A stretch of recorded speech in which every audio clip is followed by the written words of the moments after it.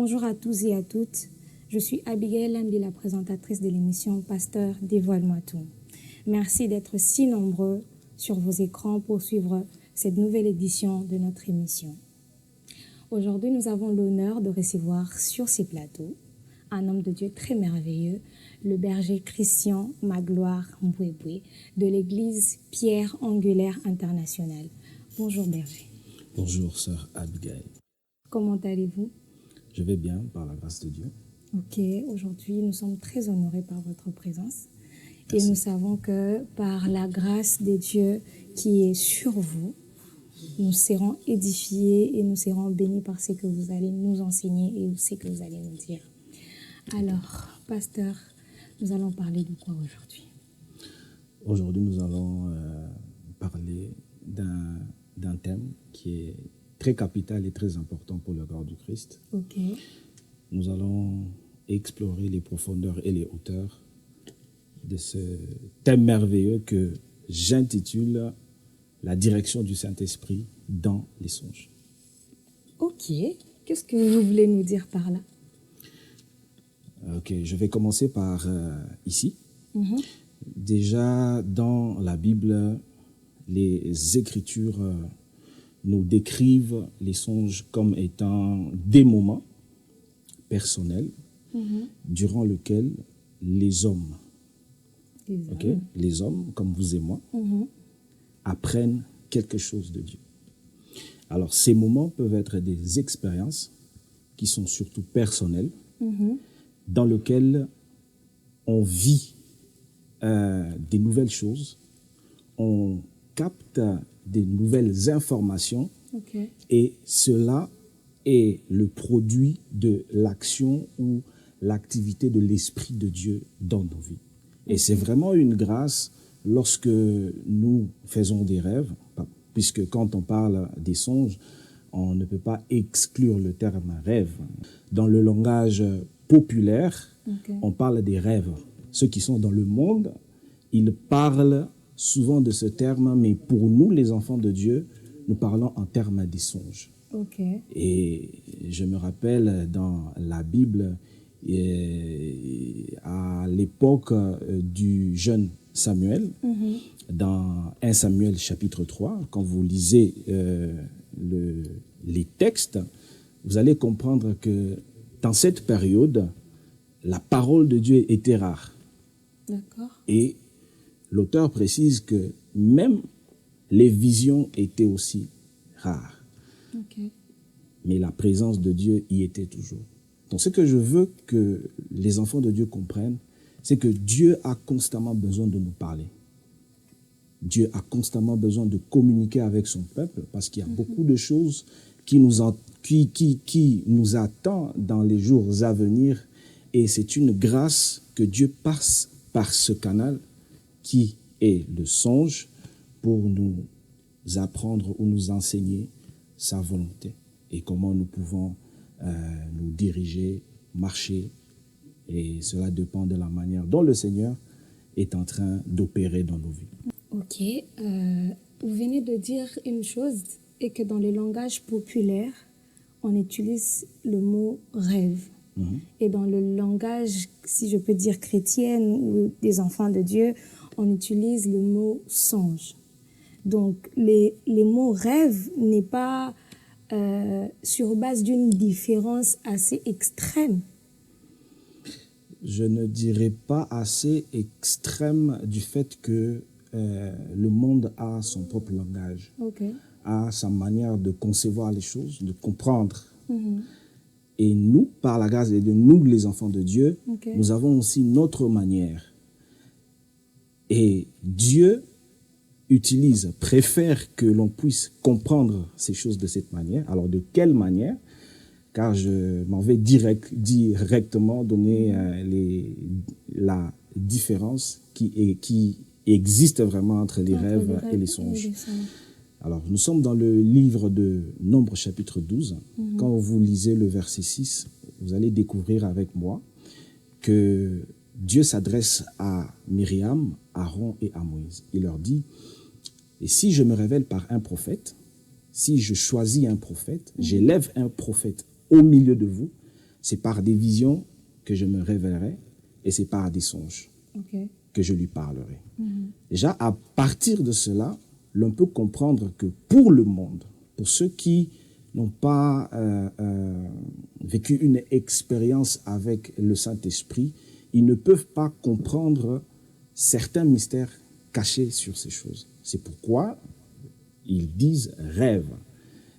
Mais pour nous, les enfants de Dieu, quand on parle de vision dans la Bible, c'est écrit clairement que c'est lorsque Dieu se révélera. Et quand Dieu se révèle, c'est pour que celui qui voit puisse comprendre les représentations ou les formes ou les manières par lesquelles le Seigneur se révèle à lui. Donc je dirais que les visions ou une vision, lorsqu'un chrétien, un enfant de Dieu fait une vision, il verra certainement les représentations de l'Éternel. Ça peut être, permettez-moi, je vais prendre un autre cas, l'épisode de Moïse sur la montagne. C'est le chapitre dans lequel on parle du buisson ardent. Le buisson ardent en soi, c'est une représentation de l'Éternel.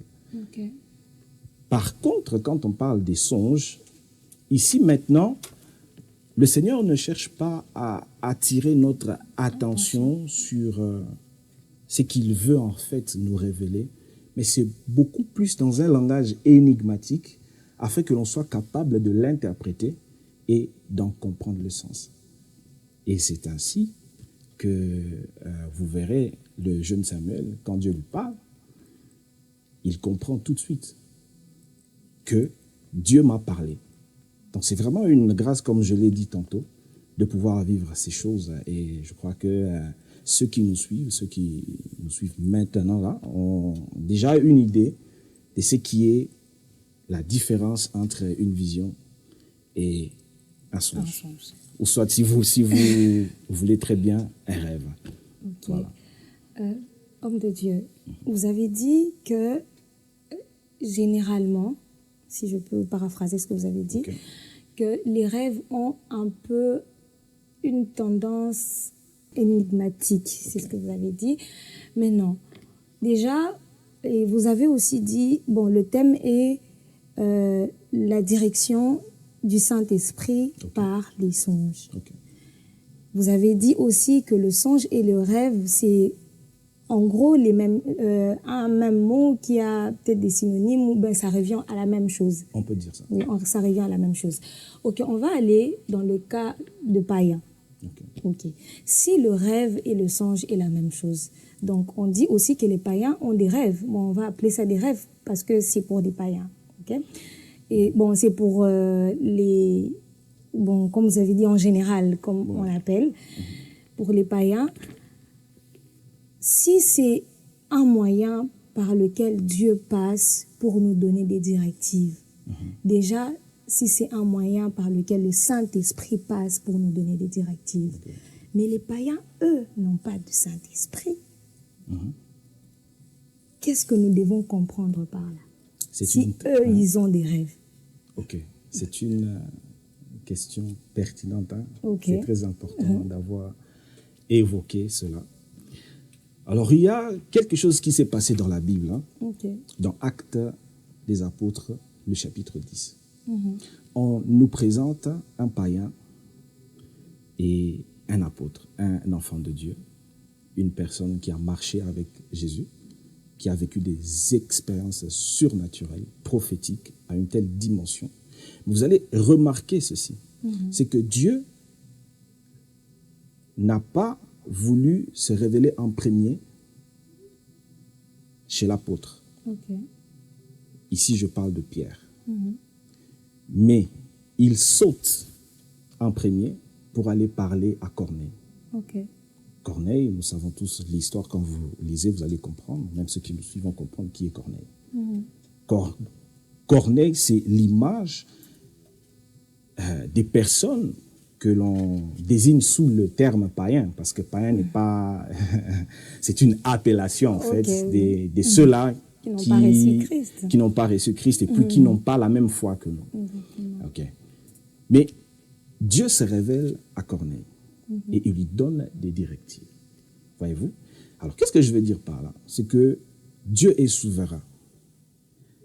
Avoir ces genres d'expériences, ce n'est pas le fruit de nos efforts, en fait. Ce n'est pas parce qu'on a jeûné, qu'on a prié, qu'on a des songes, qu'on a des visions, ou carrément qu'on a des rêves. Non, c'est la grâce de Dieu. Et Corneille, je pense, ce jour-là, il a trouvé grâce, et Dieu est venu à lui. Et ce pourquoi, plutôt, j'aimerais rappeler les paroles que dit dans le premier épître de Jean. Quelque part, il dit que c'est Dieu qui nous a aimés le premier. Ce n'est pas nous. Donc déjà, si un païen parvient à faire des rêves, parce qu'il y a rêve et rêve, hein? Ok, il y a rêve et rêve. Il y a rêve Donc, et rêve. pour eux, ce sont des rêves, mais pour nous, il est primordial de différencier pour avoir de l'éclaircissement.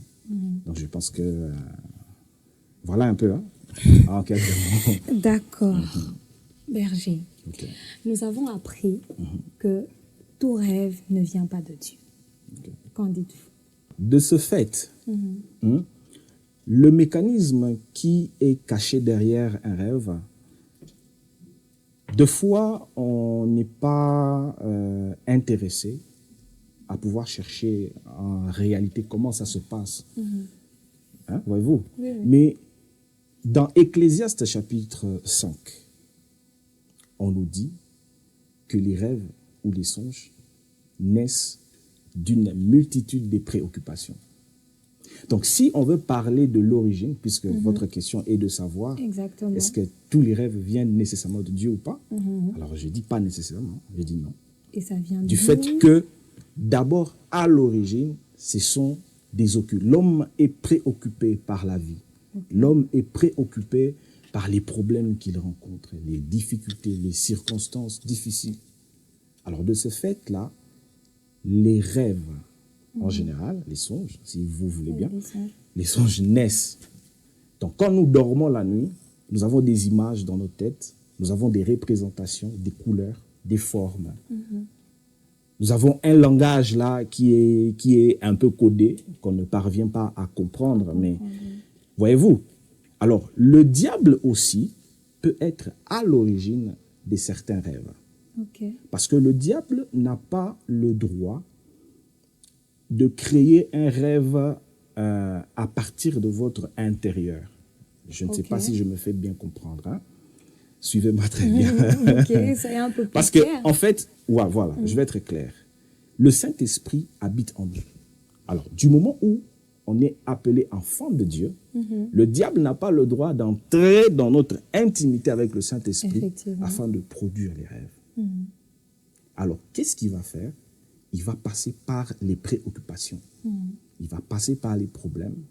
Il va essayer de passer par différentes méthodes pour nous atteindre. Et quand nous serons préoccupés, c'est alors que durant la nuit, on peut avoir des images qui nous reviennent, des cauchemars, on peut faire des cauchemars, mais à ce que je sache, en tout cas, Dieu reste souverain. C'est lui qui, en amont, est l'auteur de nos rêves. C'est lui, en fait, par le Saint-Esprit, qui nous entraîne dans ces expériences-là. La dernière question, homme de Dieu. Quand on arrive à avoir des rêves et on n'arrive pas à avoir facilement de l'interprétation, comment savoir que je viens chez vous, je vous présente mon rêve, comment être certain que l'interprétation que vous m'avez donnée par rapport à mon rêve est vraie? Est vrai. Là, maintenant, nous allons rentrer dans les paroles de Jésus. Jésus a dit qu'un autre devait venir après lui. Et celui-là nous conduira dans toute la vérité. Déjà, le Saint-Esprit est un esprit qui conduit dans la vérité. Je n'ai jamais vu quelqu'un nous conduire avec une aussi précision comme le Saint-Esprit. Voyez-vous? Alors, en matière d'interprétation, je le dis toujours et je le dirai. Parce qu'il est écrit que toute prophétie doit être examinée. Et je dis toujours, tout rêve doit être interprété. Ok. Parfois, ce que l'on voit quand nous dormons ou quand nous sommes éveillés ne sont pas écrits dans la Bible. Dans la Bible. Il arrive de fois aussi que nous fassions des rêves où l'on voit d'une manière symbolique certaines images. Je prends l'exemple de Joseph. Joseph qui voit les gerbes d'épis, les gerbes de ses frères se prosterner devant son gerbe. Alors, pour interpréter, je donne un petit secret. Ok. Et ça va profiter aussi à toute personne qui nous suit. Que l'interprétation, ou soit pour avoir une bonne interprétation, regardez beaucoup plus l'origine. Qu'est-ce qui a été à l'origine de votre rêve? Ok. Voyez-vous? Qu'est-ce qui a été à l'origine de votre rêve? Et si vous parvenez à détecter, ou soit si vous allez chez un homme de Dieu qui a cette grâce-là, il pourra détecter en parlant, en causant. Vous pouvez lui souffler, parce que les rêves peuvent prédire l'avenir. Les rêves peuvent révéler votre situation actuelle. Les rêves peuvent vous montrer l'attitude ou la manière dont vous devez vous comporter à l'église, au travail. Dans les rêves aussi, vous pouvez être averti comme Pierre. Dieu lui dit, j'envoie quelqu'un qui s'appelle Corneille et avec précision. Et j'aime bien beaucoup cette manière de faire de Dieu. Pourquoi? Parce que il arrivera un temps où les faux prophètes viendront vers toi pour te dire des choses, mais tu vas comprendre que cette manière, leur manière de faire là, ne parvient pas à te donner en fait l'interprétation favorable à ta question. Ok. Voyez-vous? Alors, qu'est-ce que Dieu fait? Il fait toujours recours au songe pour te parler à toi aussi, afin que tu puisses comprendre. Et c'est ainsi que vous allez voir quelqu'un qui a dormi, il a fait un mauvais rêve, et le matin, lui qui était censé sortir, ne sort plus. Ce n'est pas quelqu'un qui est venu lui donner une interprétation, mais l'Esprit de Dieu. Et j'aime ce que l'apôtre Paul dit dans la lettre aux Corinthes. Il dit, dans le chapitre 6, il dit clairement que celui qui s'attache au Seigneur est avec lui un seul esprit. Donc, c'est tout à fait normal que le Saint-Esprit te donne l'interprétation au bon moment et au bon endroit, afin que tu saches comment te diriger sur ta vie. Merci, homme de Dieu, que Dieu vous bénisse. Nous sommes très contents de vous avoir reçus et nous croyons fortement et nous sommes très convaincus que ce que vous nous avez dit nous a quand même beaucoup édifiés. Merci. Merci beaucoup, Berger, de nous avoir aussi beaucoup édifiés par rapport à ce que vous avez dit. Alors, en conclusion, par rapport à tout ce que vous avez dit, qu'est-ce que vous pouvez dire au peuple de Dieu, à l'Église exactement? Je dirais ceci, c'est que Dieu désire ardemment, Dieu ressent ce besoin dans son cœur de vous parler.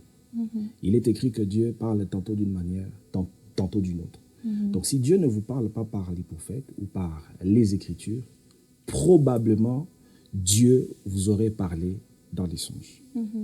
Alors, soyez vigilants, cherchez à savoir l'origine de vos rêves.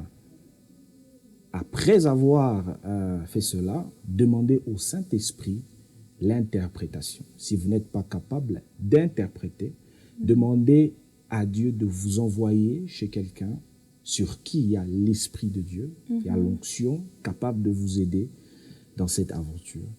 Donc que Dieu vous bénisse. Je pense que ce que j'ai dit veut dire beaucoup. Si on avait le temps, on allait très bien nager, naviguer. Voilà un peu en quelques mots ce que j'ai vraiment gardé pour les enfants. Merci beaucoup, Berger. Merci. Merci à tous de nous avoir suivis. Si vous avez des questions, vous pouvez nous envoyer sur le numéro qui va s'afficher sur le bas de votre écran. Retrouvons-nous sur notre prochain épisode de Pasteur Dévoile-moi tout. Que Dieu vous bénisse.